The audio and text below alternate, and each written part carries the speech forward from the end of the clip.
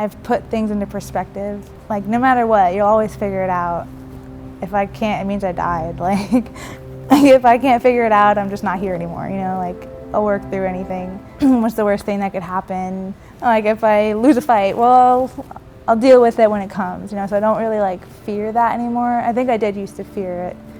I really didn't want to lose. I still don't want to lose, but I don't think I fear it. I've gone into a lot of fights like, this is a girl, she looks pretty tough. I'm not that tough. She's pretty good. And then I surprised myself multiple times, and I was just like, why even fear it anymore? Like, I'm just gonna go in and I'm gonna find a way to win. So I'm not really afraid of that. Yeah, I guess just like when I make that decision that I want to be dedicated to it, I just find a way to make it happen. So I guess that's why I'm here.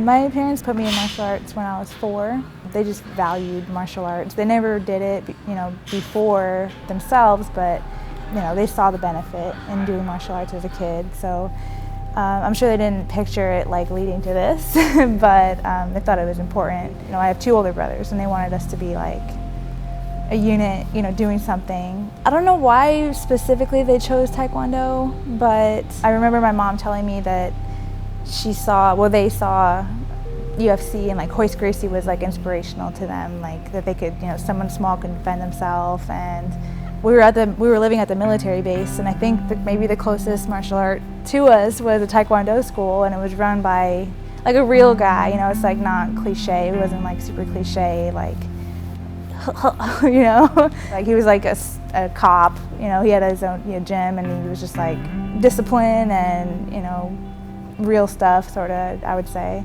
And then the gym that I stayed at the majority of the time was called Super Kids. It was like right down the street. Yeah, and then I stayed there from when I was in 5th grade until I graduated high school. So I was 12 when I really started to get into jiu-jitsu, like every week, you know, doing it pretty consistently. Probably when I was like 14, I started jumping into the night adult classes with like, or maybe 15, I guess, doing it more consistently. And yeah, then I just fell in love with it.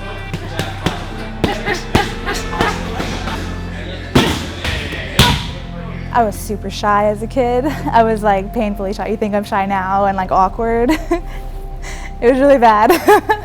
So I think that's part of why I probably stuck with martial arts. It really like helped me open up, and it's always been part of my life. So it taught me that I can do hard things. I tell that to the kids all the time. It taught me that I can value myself, that I can inspire other people, and I just value everything around me more, I think. But I guess I can't really compare it to not doing martial arts because I've always done it, so it's kind of hard to say what it taught me or what I would have already known, but I'm glad I did it.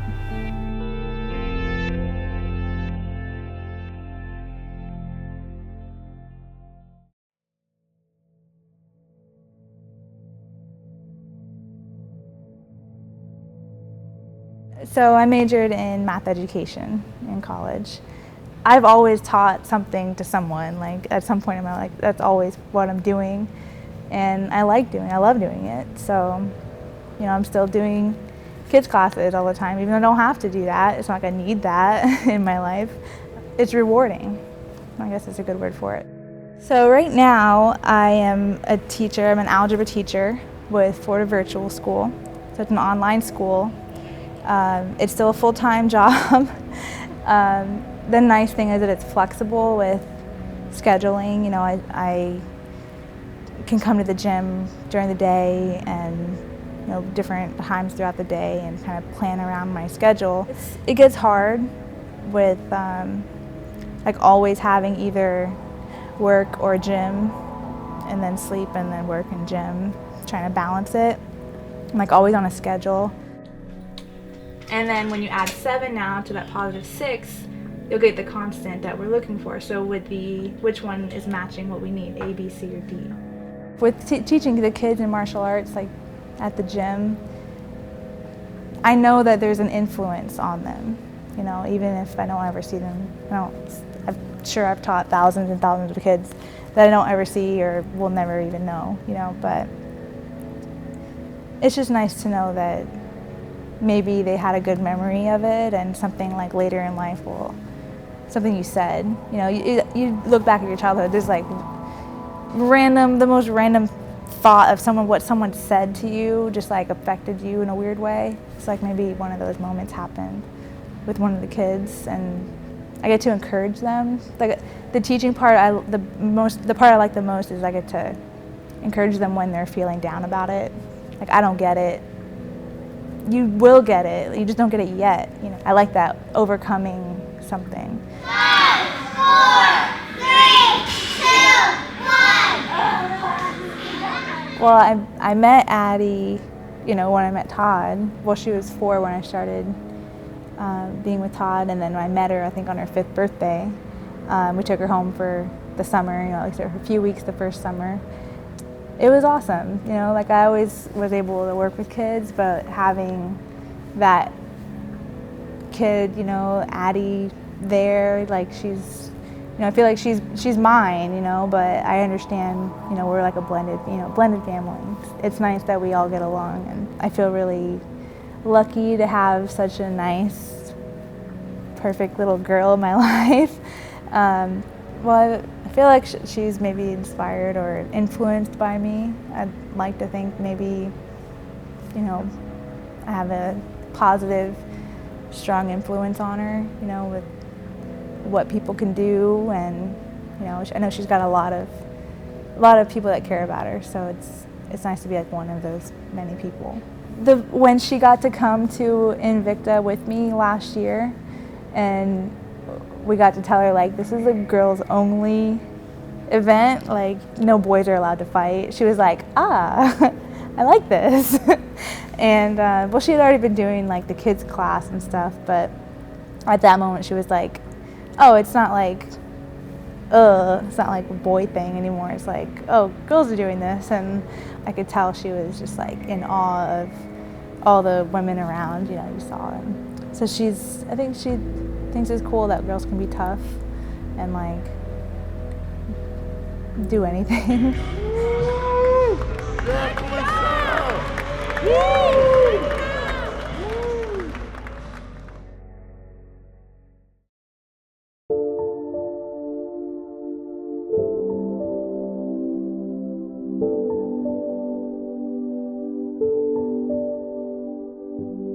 I don't think there was ever a conscious decision to become a fighter, like a professional fighter. It's always like just the next level, like you're just taking the next step. I never really competed outside of my own gym until I was 17. So it's like just not something I really did, whether it be the money or traveling or whatever the case. It wasn't why I did taekwondo or jiu-jitsu. I liked doing it, that's why I did it. But I knew that once I started doing it, once I started training, that I could be. So I was like, let's see if I can do it, and then one thing led to another. My first amateur fight, it was really hard to find a fight, and when so many of them fell through, for probably like 2 years we were trying to get me a fight, and I couldn't get a fight. When it finally happened, everyone at the gym was like already, you know, oh, you know, you're awesome, you're gonna kill it, you know, you're gonna win, easy. My biggest concern at the time was just don't gas out. You're gonna be fine, your technique is there, just pace yourself. And then I paced myself too much. So then when it was a split decision, why didn't I just like go after it? So it was like, that's never gonna happen again. I was like, I didn't feel tired at the end of it. I wasn't even like tired after, it was like if I would have sparred a couple rounds, I wasn't even that tired. I was just like really frustrated. So ran to the bathroom and cried, and my teammate come get me. And the next week I come back, and Mike's like, how you feeling? He's like, you don't want to quit, do you? And I was like, no, I want to fight again. You know, he's like, good, because I didn't want you to feel like losing your first fight was just the end, you know, because it seems like that might deter a lot of people. Now I know I can do a lot better, so I was like, I just can't wait to do it again. And from then on, yeah, I started winning.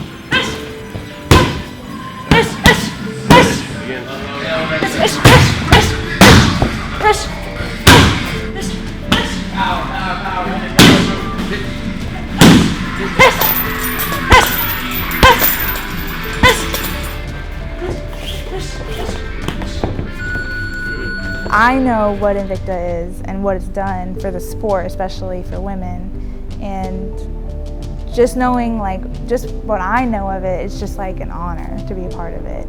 And it was incredible. It was a dream. I mean, I remember watching the first Invicta and just like, wow, this is a thing. Like, people are watching this, and maybe one day I'll fight for Invicta, you know. And then sure enough, they stuck around long enough and people got behind them. So it was like, there wasn't really a platform like that before, and I was just amazed by it, you know. It was like, I could be there one day, and then I won the contract, and I was like, I am gonna be there. It's crazy, like, that kind of shit doesn't happen, but it did, so it was really cool.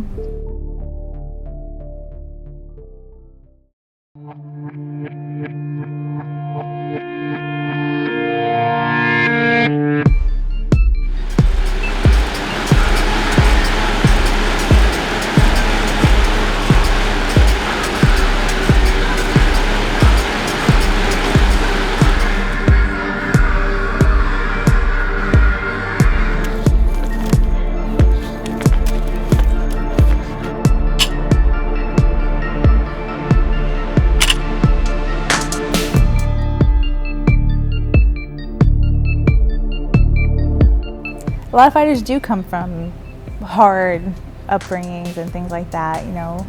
And then sometimes they say that you have to come from a hard background.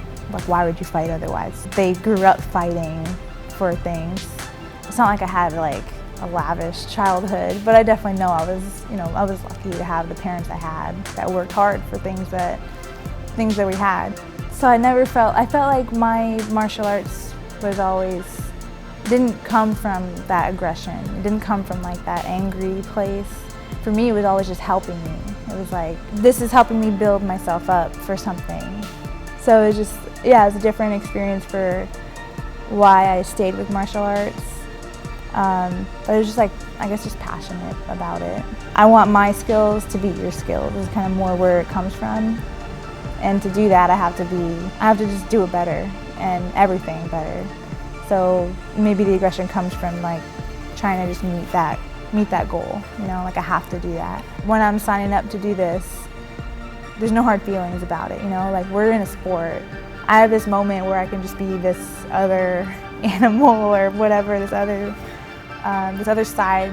Whenever I train, I always feel like I'm good, you know, like I feel like I can go somewhere with it.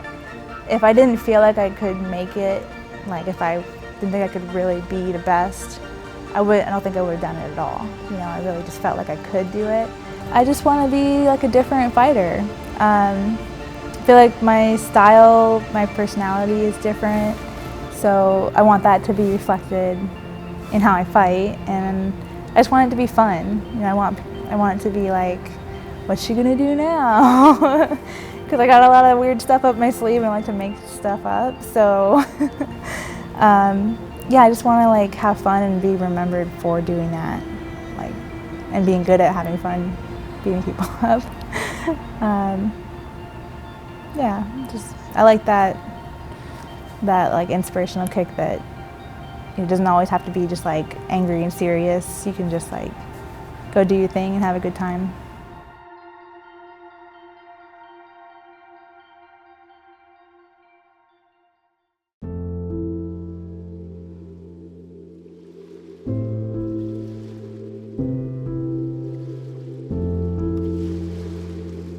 I don't know, I'm proud of just like my persistence, I guess, because I've worked pretty hard to get here. I want to be the world champ, you know, like, like I said, if I didn't think I would get there or that I was able to get there, I just wouldn't do it. It's like it's not worth the trauma. It's not worth putting your body through it if I didn't really feel like I could get there. I'm not saying like I would regret doing it if I didn't. If I didn't really have that like feeling like I could do this, then I probably wouldn't be here right now. You know, so the ultimate goal is just to get to that peak, you know, number one. You know, why not? Why anything else?